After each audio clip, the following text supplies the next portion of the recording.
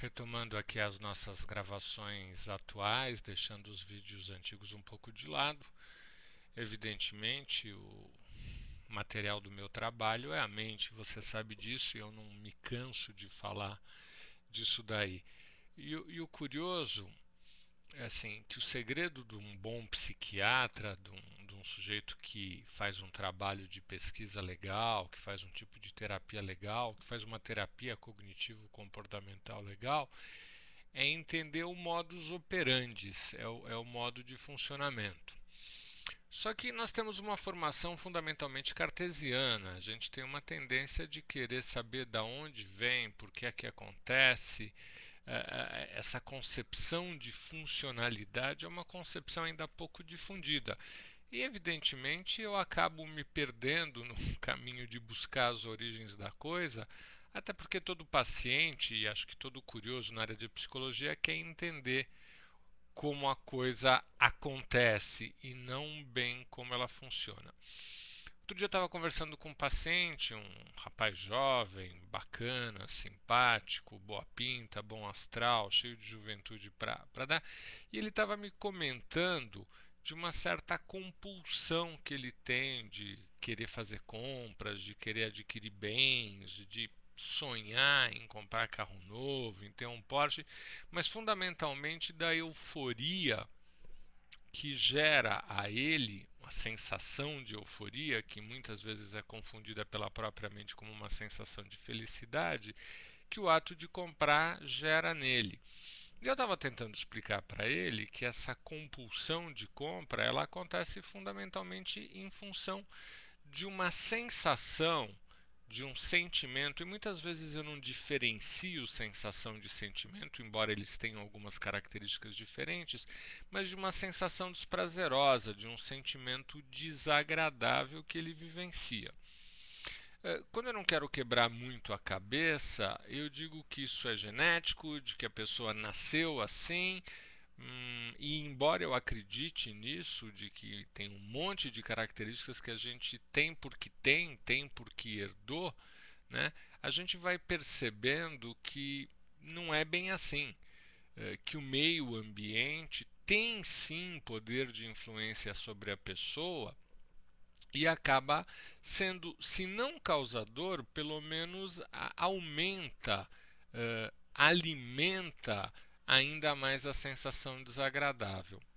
Aí, conversando com o rapaz, com a pessoa, eu fui meio que percebendo que ele tem uma atitude, já há um longo tempo eu percebi isso, que ele tem uma atitude interior de um alto grau de cobrança. Acho que ele é uma pessoa que se cobre muito, um pouco pela preocupação com a imagem, um pouco pela vaidade, e olha que interessante, um pouco para poder realizar as suas compulsões que geram em si um sentimento de euforia. Evidentemente, para ele poder comprar um carro, para ele poder impressionar as pessoas, ele se cobra no sentido de estar chegando, ele se coloca num sentimento de dívida para estar chegando naquele ponto almejado que causa a sensação de euforia. Olha que estranho.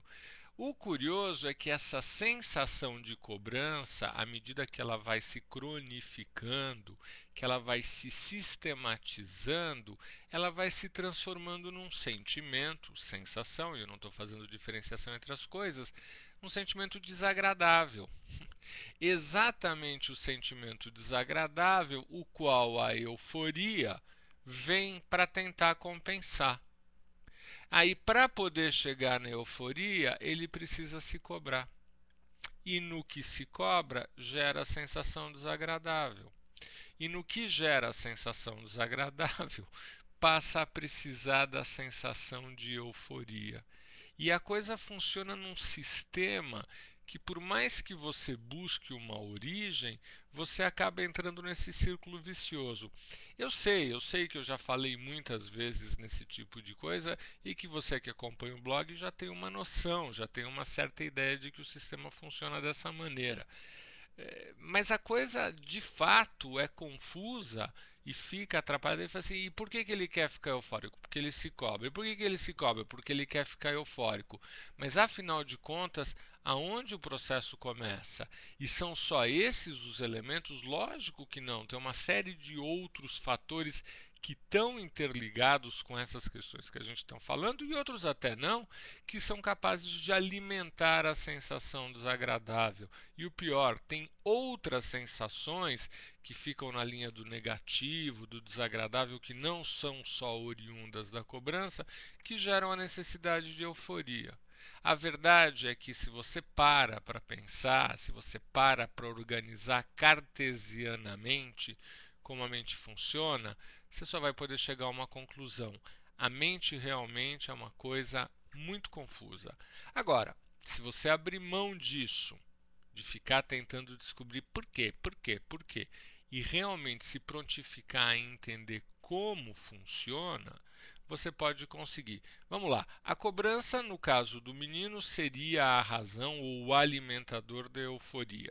Então, legal. Se ele diminuir a cobrança, diminuir, parar não vai parar, mas se ele diminuir a cobrança interna, embora ele vá ter uma sensação desagradável inicial por estar saindo da inércia do circuito condicionado dele, ele vai diminuir a sensação desagradável que gera a compulsão pela compra, a compulsão pela euforia.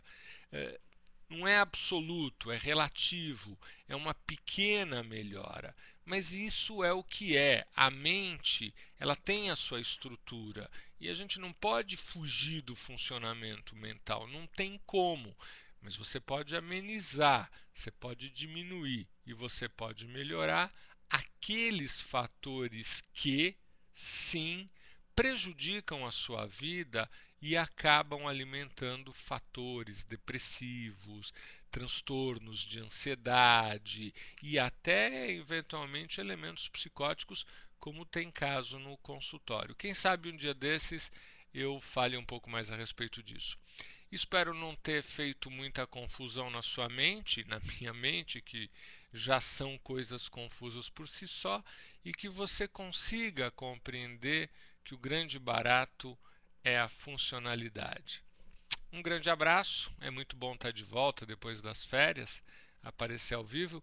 E ó, tem um monte de vídeos do ponto de equilíbrio que estão por chegar aí, já estão até no YouTube para quem é curioso para dar uma olhada. Aliás, só como pequena referência, tem um monte de vídeos que eu ainda não postei no blog, mas estão lá no YouTube.